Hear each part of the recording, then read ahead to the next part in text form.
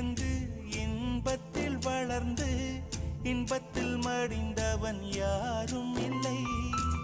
துன்பத்தில் பிறந்து துன்பத்தில் வளர்ந்து துன்பத்தில் முடிந்தவன் யாரும் இல்லை. இன்பம் பாதி துன்பமும் பாதி இரண்டும் வாழ்வின் அங்கம்.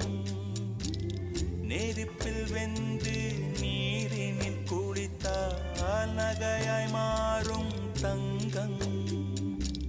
தோல்வியும் கொஞ்சம் வேண்டுமடி, வெற்றிக்கு அதுவே எணியடி.